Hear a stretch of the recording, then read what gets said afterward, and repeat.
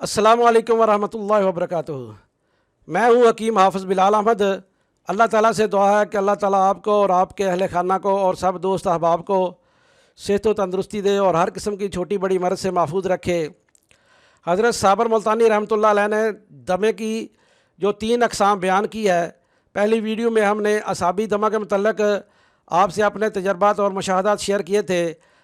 ये दूसरी वीडियो उज़लाती दमा के मतलब है।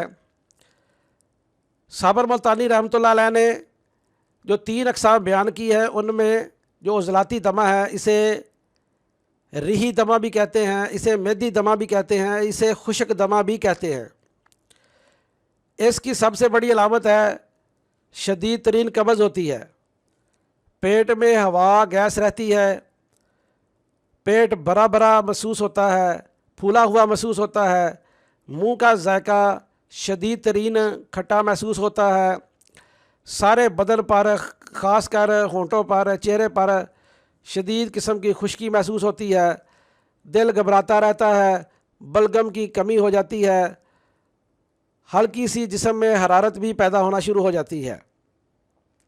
इसका ग़िज़ाई इलाज है कि आप मीठा अंडा अदरक वाला खाएं, खजूर खाएं, चलगोज़े खाएं, मेथी का साग खाएं, मुर्ग की यखनी पिएं, बतख का गोश्त खाएं, बकरी का गोश्त खाएं, तीतर बटेर का गोश्त खाएं, दाल मूंग खाएं, सरसों का साग खाएं, ऊँटनी का गोश्त खाएं, मेथरे का सालन बना लें, टिंडे गोश्त बना लें, कद्दू गोश्त बना लें। इसके अलावा रोगन ज़ैतून और देसी घी भी आप इस्तेमाल कर सकते हैं। फल मीठे आम खाएं, मीठे अंगूर खाएं, मीठे आड़ू खाएं, खुबानी मीठी खाएं। इसके अलावा आप पपीता भी खा सकते हैं।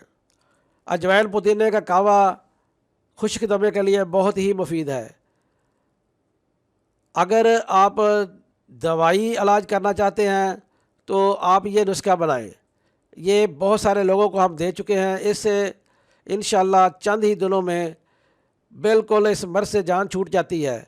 इसमें कुश्ता बारहसिंगा आपने 2 तोला लेना है, राई सुरख जिसे सरसों भी कहते हैं वो 4 तोले लेनी है, और ज़ाफ़रान कश्मीरी 1 तोला लेना है। इन सब चीज़ों को अच्छी तरह बारीक करके सफ़ूफ़ बनाकर ज़ाफ़रान को पाउडर की शक्ल देकर राई को कूट कर फिर कुश्ता बारहसिंगे में मिलाते जाएं और खल करते जाएं। ये 1 रत्ती से 1 माशा तक सुबह दोपहर शाम दे सकते हैं। अजवाइन पुदीने के कावे से दें। इंशाअल्लाह चंद ही दिनों में अल्लाह ताला आपको शफ़ा अता फ़रमाएगा। इसके अलावा बाकी जितनी भी चीज़ें हैं, खट्टी चीज़ें हैं या दूसरी रेशा पैदा करने वाली चीज़ें हैं, वो आप मुकम्मल तौर पर बंद कर दें। अल्लाह ताला आपको मुकम्मल तौर पर शफ़ा अता फ़रमाएगा। मुझे और मेरे साथा को अपनी दुआ में ज़रूर याद रखें। अस्सलामु अलैकुम वरहमतुल्लाहि वबरकातुहू।